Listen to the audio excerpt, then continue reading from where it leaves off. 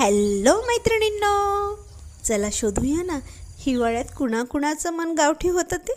हिवाळा आला की मन आपोआप गावठी होतं. कोरडं अंगण हिरव्या शेणांच्या सडांनी शिंपलं जातं. नकळत शेकोटी पेटवली जाते. ज्वारी बाजरी दळली जाते. भाकरीची उणवणी मोडली जाते. हाताच्या 10 बोटांनी भाकर थप थप थापली जाते. मातीची तावी घेतली जाते आणि तुपाची धार, किती मस्त ना. निव्यांना राख धरली जाते. भरताचे वांगे भाजले जाते. टोमॅटोची साल काढली जाते. मिरची लसूण जिरा कोथिंबीरीची कास धरली जाते. वरवंट्याने सारे जिन्नस वाटले जाते.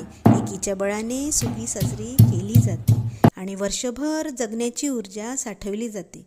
हिवाळा आला की तुमचंही मन असंच गावठी होतं का?